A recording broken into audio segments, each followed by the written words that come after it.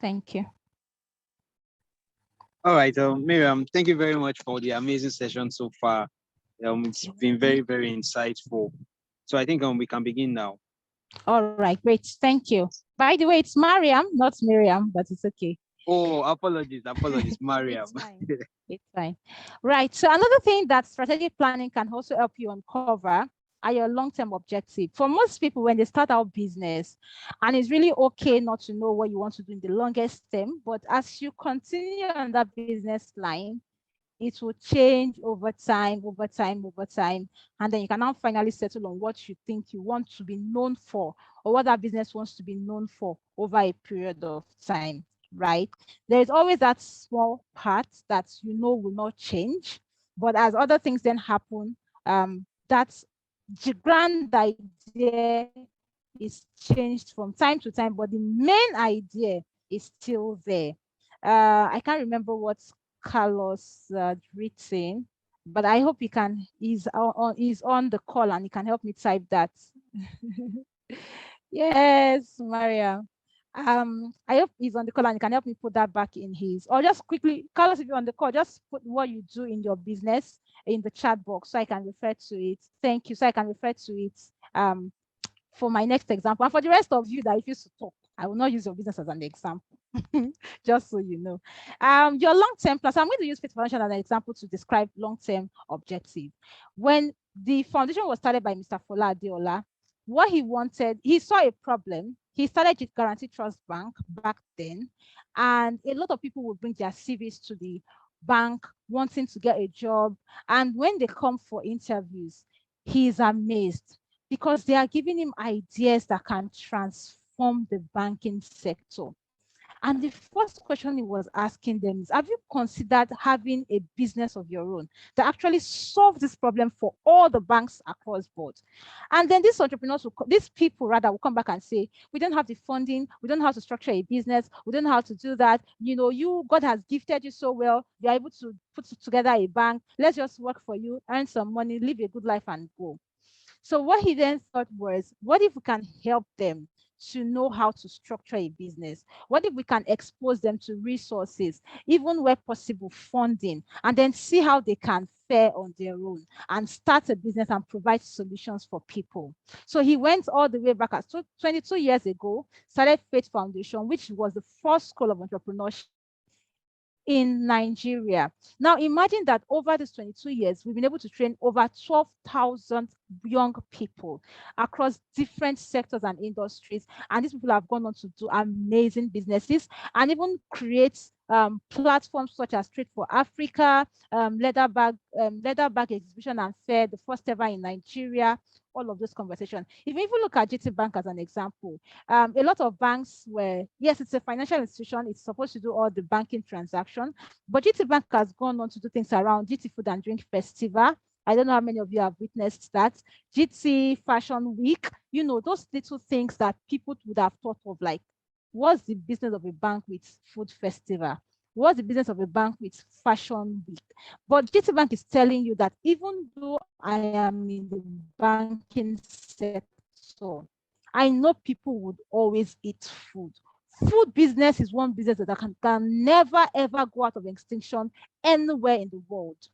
Fashion business is one business that will never go out of extinction anywhere in the world. So I am plugging into those markets to support the people that are playing there, not because I want to have a fashion line or a food or a restaurant business, right? Now, coming back to Faith Foundation, what Faith Foundation has now said is that in Nigeria alone, there's a large population. Nigeria alone can equate to about 6 or 7 countries in Africa, just the population alone. And sometimes we jokingly say that the city of Lagos can be the entire population of a country. I don't want to call countries in that regard, but if there is that number in Nigeria alone, and Faith Foundation can per time cater to only maybe 1,000 on a yearly basis, I shouldn't go to Ghana and set up Faith Foundation. I shouldn't go to Liberia. So I can focus in the Nigerian market alone, give the Nigerian market my utmost services and time and resource, grow them. And as I'm growing them, I'm letting them know that there's opportunity for them to expand into international markets. And that international market does not have to be Canada, United States, and the United Kingdom. It can be Zimbabwe, it can be Botswana, it can be Sudan, it can be Senegal, it can be Cameroon. So long as you have gone outside the shores of your own country, you've gone global. So we then teach those entrepreneurs to go global using local products. So that when you now get to a Ghana, a South Africa, for example, they are now calling on entrepreneurs in that space partnership. This is what I have learned from Faith Foundation, and I'm willing to put all of that on the table so that you can also learn from me. We can scale this business and then we can move it to different parts of the world. Because as I go to Kenya, I will have a team in Kenya. I will train them in Kenya, and then together, Kenya and Nigeria can go to maybe Mali. We can do the same in Mali, then go to Liberia, all of that. So you can see that as I begin in the Nigerian soil, I am slowly moving these guys to other parts of the world, and they are also going to give what they have learned from Faith Foundation. So over time, we've had that we can train people and they can go outside and train. But we have also agreed that we will not take our training to Ghana. Can you see the difference? That overall initial plan of Fola Adeola is still there, which is to equip Nigerian entrepreneurs. We are still equipping only Nigerian entrepreneurs, but we are now telling the Nigerian entrepreneurs that we have equipped that go to other countries, go and share what you have learned with them, equip them so that all of you can do what? Rise together. So I'm trying to let you know that the strategic plan has changed over 22 years, but the core message is still there. The same can happen to your business. All right. Yes, a ripple effect. Thank you. So the same can happen to your business. You can decide that this is the core of what you want to do, and it will not change forever. But as conditions happen, as situations happen, you are now saying, okay, this is my core, but around this core, I can do this, I can branch this way, I can go that way, I can diversify this way, and people can still key into my core. So I want you guys to think about your core business solution around that. It's raining. I hope that you can still hear me. It's raining now. The Yes, next, ma'am. We can hear you. great, thank you. The final one on this table is tactical initiatives. Now, tactical is like the younger brother of strategic in the sense of the meaning of the word. Strategy is looking at long time, between now and uh, a period. It's really raining. I hope you can still hear me well. I'm trying to shout. Okay, just give me a minute. Let me lock my windows and hopefully No just give me a problem, ma'am. minute, No please. problem.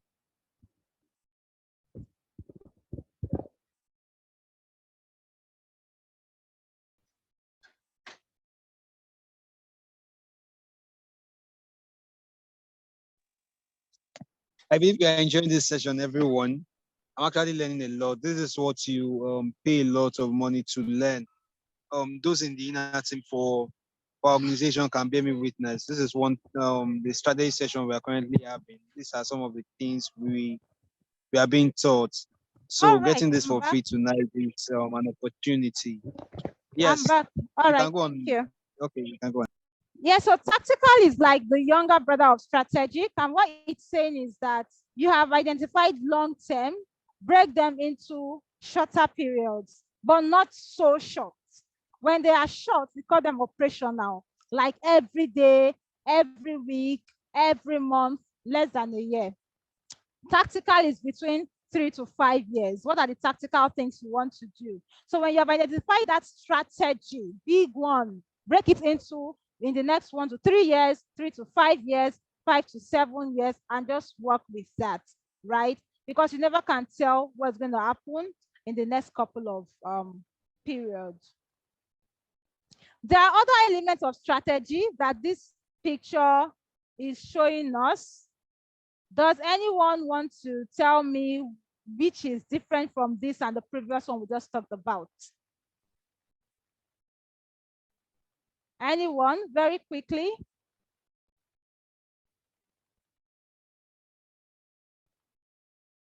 Okay, what we have is research. The previous slide did not talk about research, it didn't talk about innovation, it didn't talk about marketing, it didn't talk about teamwork. These 4 areas are areas that you need for your strategy. If they are not there, you may likely make a mistake, but you won't fail. Research helps you to know what is happening and what has happened and what is most likely going to happen, because there's something that research does. It tells you how people are now thinking and what they are tilting towards. So if you're planning to start something in the energy sector, for example, and you're still thinking oil and gas, if you go into research, research will tell you when oil and gas boomed in the industry, in the location you're looking at. It will tell you what people are saying about oil and gas currently and what people think may likely happen. You can now decide, do I want to go into solar instead of oil and gas? Would I want to do something around propagating for greener climates, for example? Or do I want to stick to my traditional oil and gas? And if I'm going to do that, the next question that strategy is not asking you is around marketing. How long will you do oil and gas? Because if you are going to say that oil and gas will be the only way you're going to run your business, it means that once oil and gas is going out or declining, your business would also decline. The next question that strategy is also asking you to answer is that how will you be innovative? Remember that we have businesses that have been in oil and gas for centuries, for years, for a long time. Most of those businesses are now thinking of pivoting. They're now thinking of doing something a bit more differently than how they used to do it before. If you are not thinking in that line and you are even a newcomer, you would find that you will put your money into a business, and before you know it, the business will sink and your money will not be recoverable. So as you're coming into that particular industry or market, the question is, how are you going to innovate what you currently met so that if anything is going to happen, you're covered and then you can easily move. Using the oil and gas as an example still, if you have decided that you want to continue with oil and gas, you should have a way to effectively move from oil and gas into renewable energy when the time comes for you to move without having to shut down your business and restart again. Okay. And the last one is what I mentioned at the beginning of our call. Teamwork is important. You cannot do strategy alone. You need people who would work with you. You need people who would act as reviewers. You need people who would act as your scorers. There are some people you need. All they need to do is to just put your projected result or strategy, your projected strategy and your actual result and score you. That's all you need. That's all you need them to do. So identify the kind of people you need to work with. You need those people that will sit with you, plan the strategy, implement the strategy. You need those that will review. Then you need those that will score you. And those people scoring you are the ones that would say, I don't know why you did it this way. I don't know why you deviated from your strategy. I don't know why you did X and X. I think that this is what you should have done. These are the things that I saw. These are my recommendations. And then next time they will come again, they are scoring you again. For those that are going to be reviewing with you, you need them to be experts in those field areas. You need them to be knowledgeable. You need them to be able to do this with utmost effectiveness and time consciousness. Because you can't give me a document that you need in a week's time and I'm reviewing after 7 months.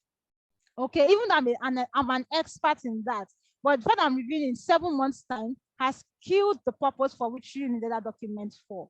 All right. So quickly, if I can find three volunteers that can talk about the way you structure your teamwork around strategy, I would love that you put it in the chat box. And if you want to speak, I'll just raise your hand and I'll tell you to unmute your mic.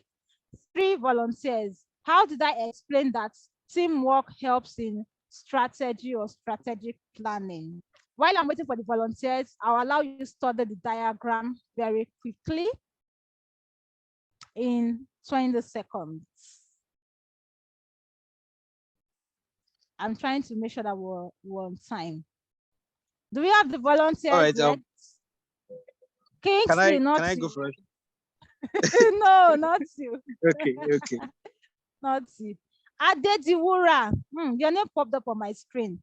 Adediwura, can you volunteer? Bukumi Olutubosun, I think. Adediwura and Bukumi. I need a young man. Michael, Adediwura, and Bukumi. These are my 3 volunteers. Are you guys ready? 2 of you can put in the chat box. 1 of you has to speak. Let's be time conscious, please. So who is it going to be? Or they are not here?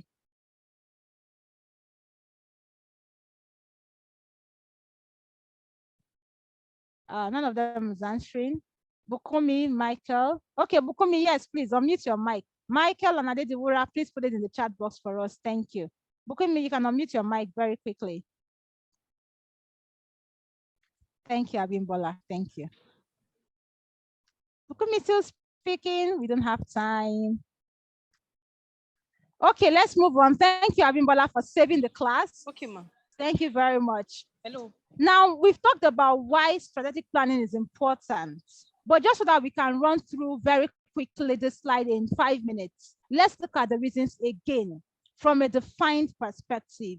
In case you're thinking, this auntie likes stress, I beg. I'm not sure I want to do all these plenty things that she's talking about. I hope that this slide can convince you that I'm not here to stress you. It is something that you absolutely have to do. Coming from operations and efficiency. Operations are the things that you have to do for your product and service to be ready. I was hoping that, just a minute. I was hoping that Carlos would tell me what he does, what his business wants to do, because I know he says that he's selling prototypes. So Carlos, please put it in the chat box. What do you plan to do with not your vision statement, and what do you plan to do, like product and service? And any other person that can volunteer. So I think I would ask Abimbola also. Abimbola, if you can also let me know, what do you do or what do you want to do with your business? Thank you. Abimbola also, so because she offered to give me an answer, so I'm going to use her business next, and Carlos is. Now, for operations and efficiency, I really want to use the business as a sample for this. But if you were producing something around processed foods, for example, so maybe what you do is that you actually do poultry, you do poultry farming, you have your day-old chicks, you breed them, whether as layers or broilers, they grow, they produce, the ones that produce eggs, your layers produce eggs. Then you sell off the eggs, you sell off the spent chicks, and some part of your process is that you also convert the animals to frozen foods. So in other words, what's the word now? So the shelling is for snails. You defeather them and then you refrigerate, press, and you deliver to certain customers. You need to understand how your finances will work. Strategic planning will help you with that. You need to know how much to spend in each part of your production process or your business activity. You need to know what kind of people in each of your value chain you have to bring in. For example, can one person just act as factory manager or poultry manager from start to finish? Or do you think that it is better I have somebody that just tends to the layers alone, another person that tends to the broilers alone, another person that does processing alone in those capacity? Or do you think that I can bring people who are interested in agribusiness, but I then have the overall knowledge and I guide those people? Whatever it is you're doing, your operations will be much more efficient if you have done your strategic planning. It will also help you to know where you want your money to come from more. I'm not saying other areas will not bring your money, but there is an area that would bring the money the most. It will help you to also identify that area. Okay, we have some chats. Oh, okay. Sorry, Michael. Sorry, Michael. Around alternatives, when you're planning, I used an example around oil and gas, and I said, if you insist that you want to do oil and gas, in your strategic plan, you should be able to identify when oil and gas will no longer be an industry you want to play in, and you want to move to renewable energy. And in doing the shift from oil and gas, from downstream or mainstream oil to renewable energy or solar power, you should be able to know how to do the transition, how long the transition would take, what the transition will cost, because some of the equipment you use for mainstream and upstream may not work for renewable energy at all. Who can you sell those equipment to? For example, what equipment will you need for renewable energy? For example, which of your current customers can still be customers for renewable energy? For example, all of those things are what we talk about when we look at strategic alternatives. You're now substituting something for another gradually until you phase out one path and you're now fully immersed in another path. Okay. The other thing with strategic alternative is that you have to either be liquid enough, meaning that you have money, your business continues to generate money, and the money you generate is not just profit, it's also cash. You have profit because you've been able to sell more and spend less, and then you have available cash at hand to buy things, to pay people, to offset bills, to do plannings, to mix up with unplanned expenditure. You have that, we call that cash flow planning. You also have that cash at hand.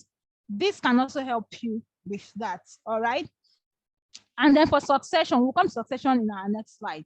It can also help you with your long-term growth and initiatives, like I said, vertical integration, backward integration, forward integration. All of these things simply means that somebody is giving you something. You want to now join the people providing that for other people.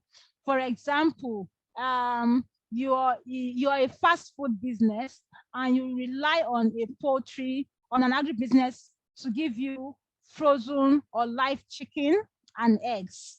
You are the restaurateur, but you rely on somebody else to give you chicken and eggs. If you're going to do integration, it is either you're now going into the business of producing chicken and eggs.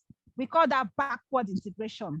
If you're doing forward integration, the people that use the foods that you prepare, you now go into their own business and their own market and start doing that. So whatever kind of integration that you want to do, strategic planning helps you to check if there is an opportunity there, if there's a market there, if it is possible, if it is feasible, if you will not run into trouble, right? It helps you to understand technology and things that are happening around that. It helps you to know trends that are happening now. And then for short-term initiatives, it's telling you, is your product good enough? Do you have to change your packaging? Do you have to get new people on board? Do you have to enter some technological tools and use them for yourself? Do you need to segment your markets? Segment them like the way we have for, I don't know, for those that are familiar with peak milk. We have peak 1 to 3 for children between age 1 to 3. That is a market segmented. We have the regular peak milk for people who are adults. Even for those who are adults, we have peak, I think there is peak slimming or something. The one for those people who don't want to add weight. And then the one for those who don't mind adding weight. I don't know what the name is, but if you know it, please put it in the chat box for us. Then we have those who, we have the peak for those that are older. I can't remember the name of that peak me, but for when they do the advertisement, you see that they use older people, mommies, our grandmas, our granddads, those are things for the advertisement, so that they know that this milk is for you guys because it will help with your health issues. And things like that. So you can do market diversification in just your one product. This is just peak milk, having different products for different categories of people along the same age. Okay. Let me see if anybody remember the names of those peak milk. I can't remember that. Now, there are 4 types of strategic planning that you can do. We have financial, we have strategic. I know that may be a bit confusing, but I'll get to that. We have contingency, and we have succession. Financial planning is financial planning. You have to plan your money. You don't have a choice. You must plan your money. How is it going to come in? How is it going to go out? Where is it going to come from? What would happen if people in those areas is not bringing the money anymore? What will happen when your costs go up? What will happen when your suppliers are no longer there? What will happen when your market is declining? What will happen when your market is no longer functioning? What will happen when too many people are in the same business like you? You have to plan your finances. You have to also track your finances. It's also part of planning. How will you track it? What tool will you use? Will you have an accountant? Will you have a CFO? Will you have it outsourced? Will you have your friend come in and check your books? What are the kinds of ways you're going to do your financial planning? How much is your business worth? We call that business valuation. How much is it worth? Who are the major stakeholders? What percentages do they hold in the business? If one of them pulls out, how is it going to affect my company? If one of them brings more money, how is it going to affect the rest of the people? Those are all financial planning. Everything around finance is financial planning. Even your financial policy. Even your financial policy is part of financial planning. What's the authorization to go through to collect money? Are you going to allow people to buy on credit? Are you going to allow people to pay on credit? If people are buying on credit, what's the timeline for them to pay back what they owe? Can somebody who has collected credits, all the goods on credit, collect another set of goods without paying the first one? Or must they pay 100% of the previous debt? Or can they pay 50%? What are the policies and plan around procurement, supply, sales, supplier management? All of that conversation has to be in financial planning. How often will you increase people's salaries? It's also part of the conversation. How many staff can you hire part-time? Because if you hire the whole world, you have to pay everybody, right? Even things around when I decide to go international, what are the ways I want to get investor funding? These are things you think of as you start planning for your business. You may not have the answers now, but just have them written somewhere that when the time comes, I know that I'm going to work on this. So it's how you say, I will cross that bridge when I get there. But if you don't have it down, when you get to that bridge, you may miss it because you did not even think about it in the first place. Hold on. I'm seeing some items in the chat box. Okay, Carlos. All right, so I would read through shortly. For strategic planning, what we're asking you is that there has to be a strategy that there's something we call strategy document. Ask people that work in organizations, just confirm from them, do they have this? They will tell you yes. Most people have what we call 5-year blueprints. Most companies, they do their strategy documents for 5 years. And it's always around the core areas or what drives their business function. If I'm going to use Faith Foundation as an example, our 5-year blueprint covers our revenue model. How are we going to get money? Because we are a non-profit company, we rely on donor and public funds. So we've also said, what kind of donor do we want to attract? And how do we think that we can appeal to them? Our blueprint also talks about impact. Who are the kinds of people we want to impact? And where do we want to find them? Our blueprint strategy also talk about delivery. How are we going to deliver our services and our value to the people that we have identified? Then the final thing on our blueprint is talking about tracking and reporting. What or how are we going to measure success and failure? That's 4 items I can tell you is a very long document. In fact, it is about 32 slides long and it keeps changing every year because the team sits down, the management team sits down to review it on a yearly basis at the retreat, and they ensure that whatever they are carrying forward is something that can still work. So you must have a strategy blueprint. It cannot be for 1 year, please. It has to be for at least 3 years, okay? So you can look at it around your revenue and financial planning. You can look at it from delivery. You can look at it from impact or value proposition. You can look at it from sustainability. You can also include tracking, which is very important. You must track all of the things you have set out to do. And over time, you must measure. Where are we falling short? Where are we strong? and where are we not doing well. Okay, we have 9 minutes to go.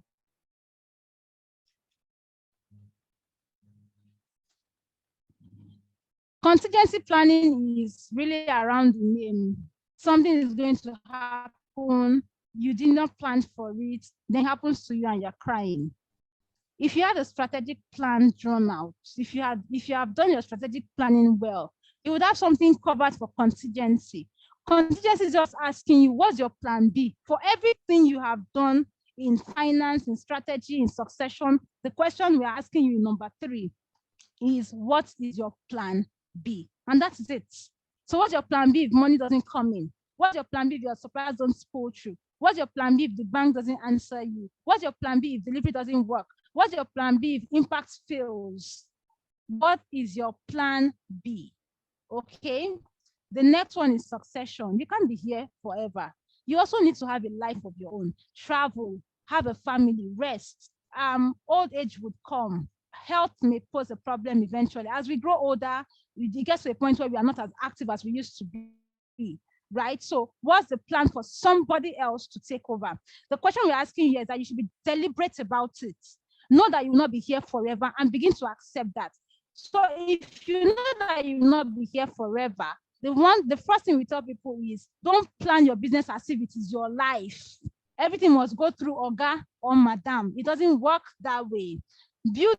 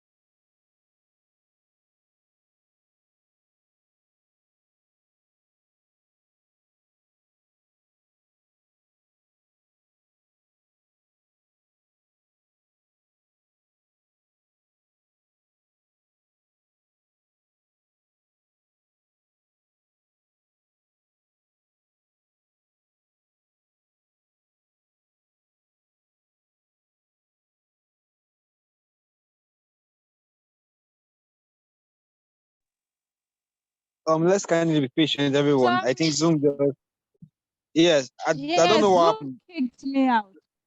Oh, Okay, did you kick okay, okay. everybody out too? Yes, I think so. But it was not Oh, time yet. I don't know what really happened.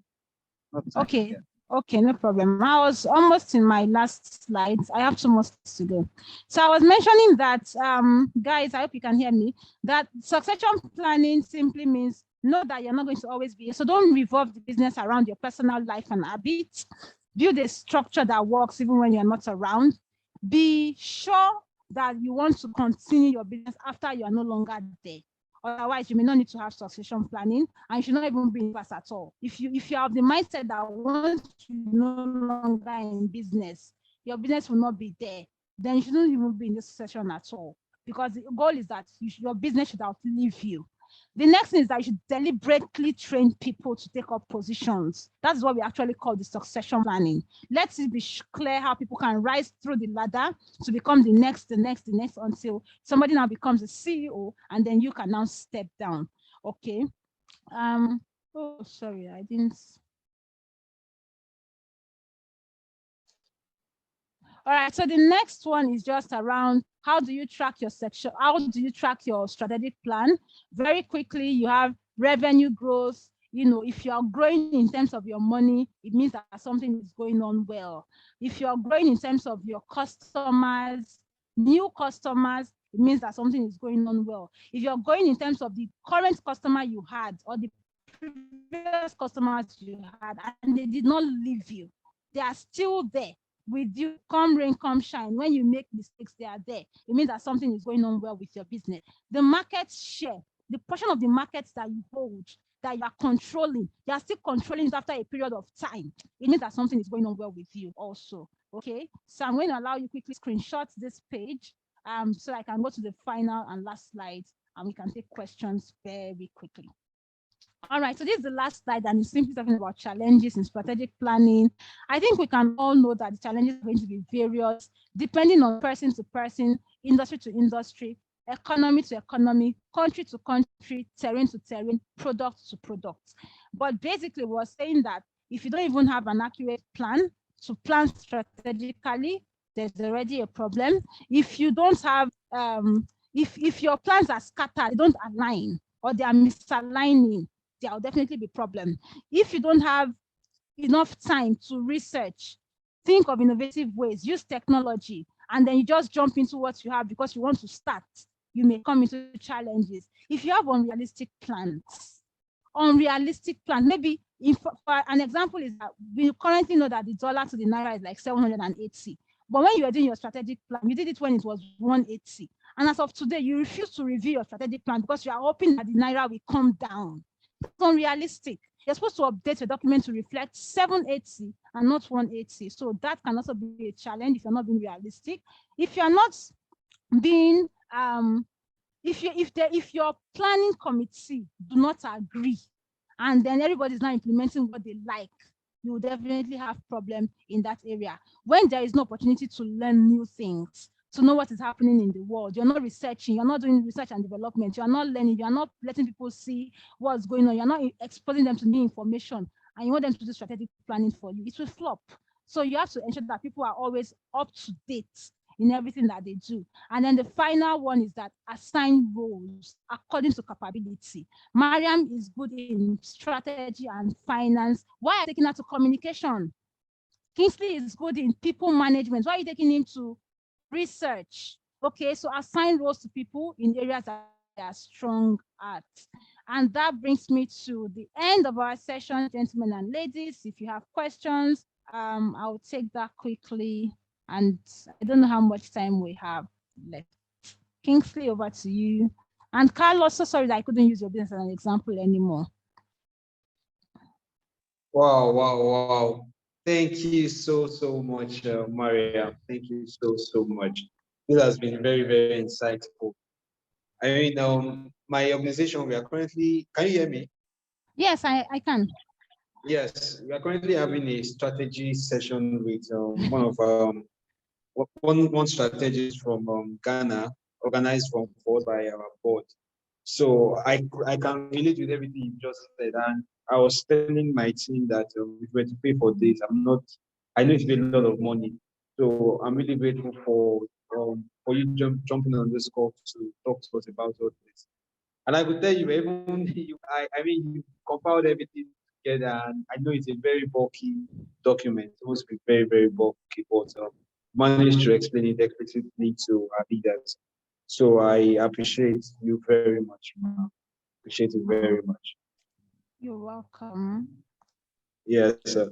Leaders, please, if there are questions, we will take them now. Kindly drop them in the chat box or just unmute yourself to speak so we end the call tonight. And you can follow Mariam on LinkedIn. Let me just type the name on LinkedIn. So just check the chat box. You can follow her on LinkedIn. Thank you. Do we have people with questions? Is there anyone with an unclear area?